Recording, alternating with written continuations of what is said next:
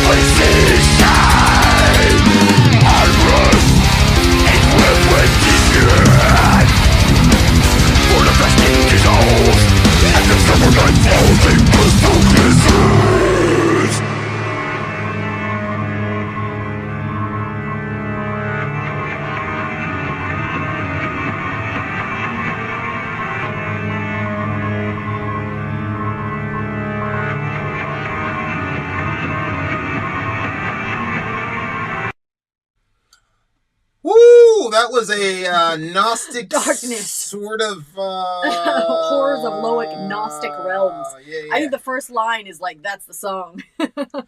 Horrors of Lore. You know, with all this DMT talk that people talk about, like, there's a whole genre on YouTube of these people that have had negative trips.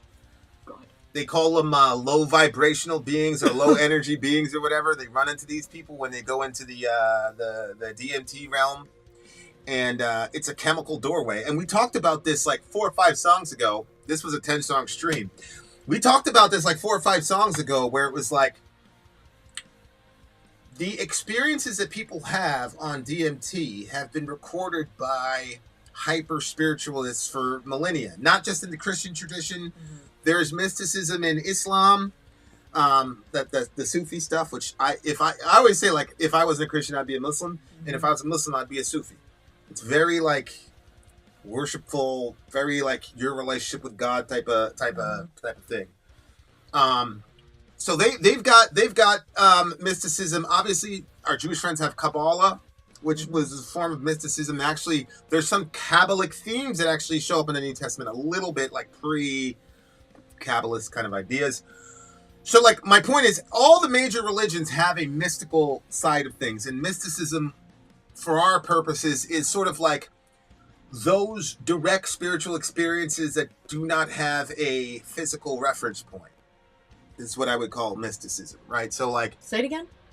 It's spiritual experiences that don't have a physical analogy. So, like, for example, like, if a person is dealing with spirit for the first time, with a spirit for the first time, and they don't understand what's happening in that realm, that kind of interaction is unlike anything in this world. Mm-hmm. So there's no analogy where you could say, okay, this is that.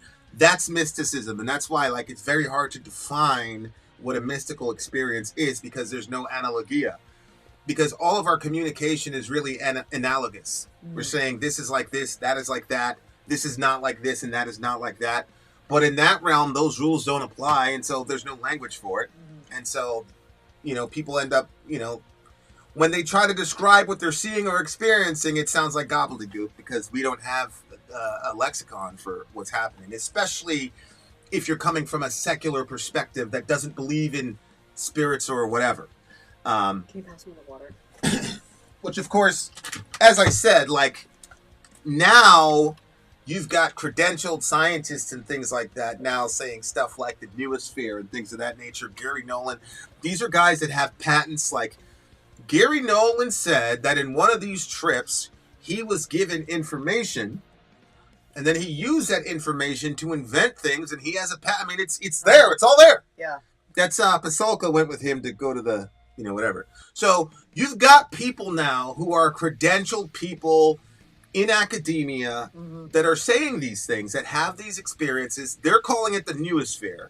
So he's saying that this information came into his mind, and he gets himself in an altered state of consciousness.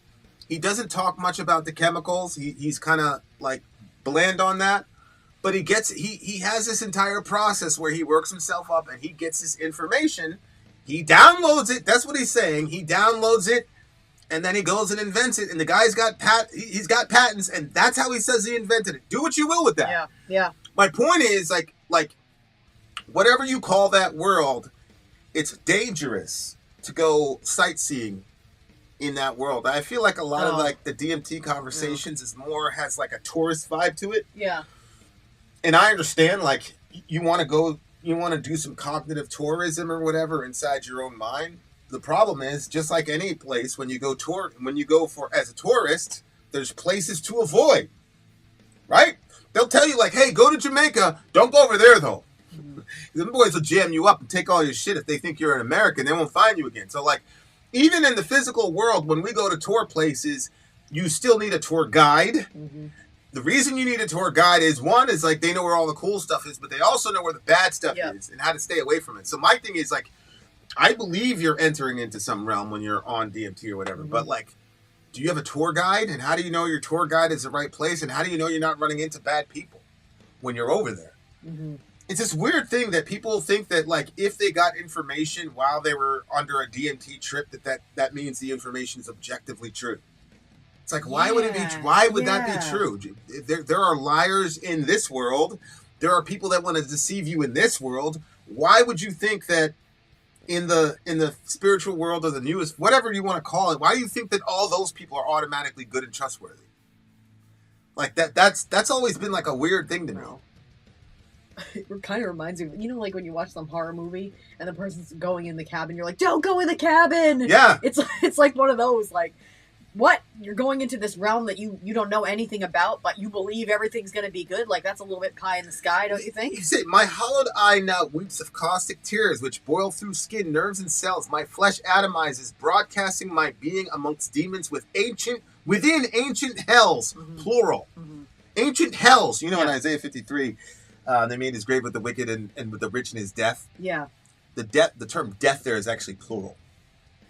The rich in his death, because Jesus died for billions and billions of people.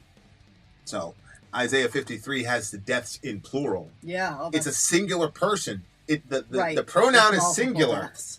But the death is plural. So you got one guy that died over and over again vicariously. There's a difference. Vicarious means in the place of. Yep. So that person in Isaiah 53 was a singular person who died multiple vicarious deaths. And so, like, we talk about this in the scripture that there's spiritual death. Mm-hmm. You can die spiritually, and that would be distance away from your creator. What do you have? Well, I wanted to pull up the verse, but... What verse? But basically, like, when God, like, sets the amount of time that people would live because, like, our deeds are evil, and, like, it's the same thing as in the garden when we had to leave the garden. Genesis 8, when he walked up, his years will be 70. My spirit will not strive with man forever. Yeah, because their deeds... It talks about because we're evil, and, like... And so when you look at, like, beings that we don't really know anything about, but it seems that these beings don't necessarily have an end like we do in life. So it's like, okay, if there's a being and the being is evil and they've been able to eternally be that evil, right? Like, how evil are they now? Like, correct. Because it seems that evil would continually get worse. Just like more intelligent and efficient. Yeah, that's exactly, the other thing. Exactly. And then, like, when you kind of see, like, if you work with people and you, like, I don't think that it matters what type of job you are. If you work with the public, you notice that there are, like, repetitive, like, patterns. I used to work at a grocery store, for instance, and I worked in the deli, and it was like, there would be, like, a few people would trickle in, then a whole crowd would come in. It was like people were on the same wavelength, even though they're not. Right. And then, like, people would make the same jokes. People ask the same questions. Like, everything is, like, the same. Like, you would get, like, your few that would be, like, outside of the box, but mostly everybody was very much the same. And so, like, I guess, I forget where I was going with that. I don't know. Anyway, just go ahead and I'll jump back to it when it comes to me. Well, I mean, as I said, like, we also talk about spiritual death in Christianity. And so, like, when I'm seeing this guy talk and he's talking about the multiple hells that these and Gnosticism was something that was in the Christian church from the beginning. I mean, 1 John, pretty much the vast majority of the Johannine corpus was about dealing with Gnosticism, specifically docetic Gnosticism. That basically... What's the difference between docetic Gnosticism and Gnosticism? Well, it's a denomination within Gnosticism, and their idea was that the demiurge, the person that we call God the Father, is, in their view, a demiurge, is basically a half-god who wasn't very intelligent, who created physical matter. And they believed that the Docetics believed that physical matter was evil, that it was bad, it was illusory, it wasn't real. Kind of like, I'll talk about that later. But so when you hear things like, there's a famous picture of a Docetic where Jesus is being crucified, and then there's a guy pointing at it and laughing. And the guy pointing and laughing is actually the real Jesus, the Gnostic Jesus, because the Jesus on the crosses wasn't really him. That type of thing. And so you see things like that we have seen, that we have touched, that we have seen with our own eyes, we make known to you, blah, blah, blah. Because John is going out of his way to say, no, this was not a phantasm. This was not an illusion. This was an actual, on this platform, what we call physical, whatever, he was that. Yeah. That was the idea. What the Gnostics were saying is, anything physical is created by an evil, dumb demiurge. I mean, the way they talk about God is like insane to me. Like, it's crazy. And that's the reason why the early church was so militant, where what's his face said, if you see a Gnostic, don't even greet him, cross the street. that was like the original, like, you know, like they were the first real, you know, heretics. So this is a self-consciously Gnostic exercise, though. I mean, the guy is coming out and saying it. So I mean, he literally horrors of lower Gnostic realms. Mm-hmm. I mean, the song starts out that way. All I'll say to people is that, look, man, the spiritual world is real. Spiritual beings are real. Kai says every time he goes into the woods, he greets the spirits. That's the right thing to do. I agree. You should. There are spirits there. Now, what team they're on, that's a different story. But yeah, I appreciate the consciousness of the fact that there's more things happening than just the physical. And if you don't believe that, then why are you watching this? Because I'm being projected to you right now as a bunch of pixels. You see what I'm saying? Like, I'm looking into a camera and you think I'm looking at you. Okay? My point is, I've got the control panel here. You don't. You're only seeing what I want you to see.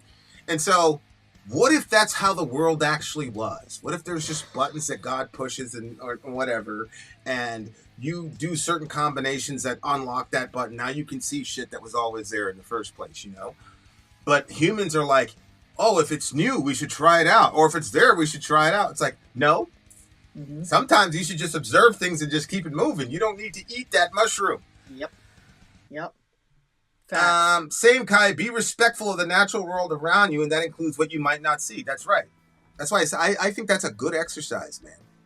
It's a good exercise. Be polite. You're walking into somebody's house. Be polite.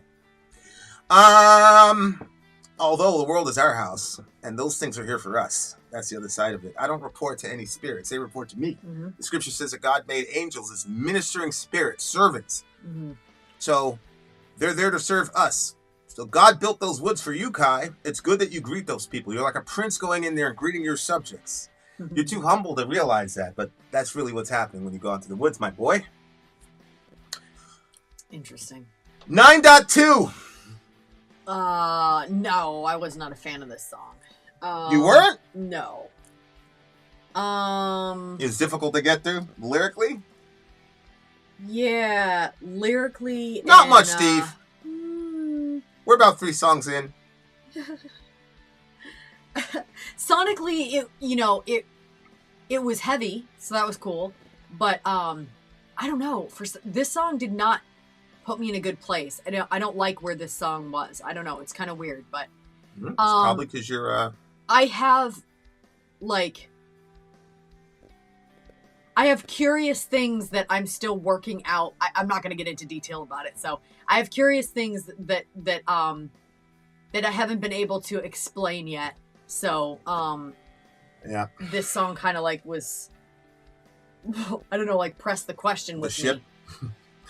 You're like, I'm not going on this ship. Well, that was one of the things. Yeah, I was thinking about Leave that me shit. out. Yeah. Anyway, so yep. So for me, like I'm talking from my like how I experienced the song, and I didn't like the way that I experienced it.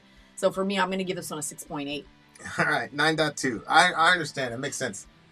You'll enjoy the rest of this album. I think I get it. Sorry, I feel about the album. Yeah, that job for a cowboy band. You know when I first heard about them was the Underground Metal Elitist. No kidding. He was like, job for a cowboy. What kind of name for a band is that? And that was before. I agree. The name of the band doesn't really fit this. What? This sounds like a job for a cowboy. It doesn't sound cowboyish at all. Yeah, but you know. So shout out to the Underground Metal Elitist, Beyond the Chemical Doorway. I mean, if you want to find somebody that had a good thing going and just completely destroyed their own channel, man, shout out to Metal Elitist. I told him, I said, don't do that. He would be bigger than us right now. I promise you. Oh, I agree. He would have been. But anyway. Yep, you might as well capitalize off your, off of your various mental illnesses. I wasn't gonna say it. What? Yeah. We do? You think there's no YouTube personality that's like that does this for a living? That's like right in the head? No way. Show me one. Show me. Right. There's no way that you do this for a living and you're like, right. There's no way. Completely good. I don't, you can't convince me. We all way good. We 100. We've talked other, there's a little, everybody's crazy, man. Everybody's crazy. Like Everybody's crazy here. Yeah, it's pretty bad. It's pretty bad. All right. Say what you will. Say you what guys, you will, dear we have listener. another stream tomorrow. Another that one's, I believe it's starting at 9 o'clock. Gigantor stream tomorrow. Tomorrow night, we are going to go back into a time machine, dear listener. To 1974. We're going to go to 1974. Thank you so much. Jet, you did not take over the chat. Everybody loves you. We love that you're talking. That's why we have the chat in the first freaking place. So you are good. Shout out to the big homie CISO. We got like, there's like, I don't know. Check your phone. I got like, we could get all that done in one shot. Yeah, I mean, it's the unromantic song I wrote for you, my so two bad. cop Stop songs, saying and then that, we got babe. 3 metal songs. Oh, good. You're going to do that? Yeah. I was afraid I lost it because of my bad attitude life. Huh? Nah. Okay, it's still a gift to me. I accept it. I receive it. I want it. Oh, sure. I do. Sure. Stop that. Sure. Stop that. You got to let people have a space. Let people have a space to change their bad trajectories.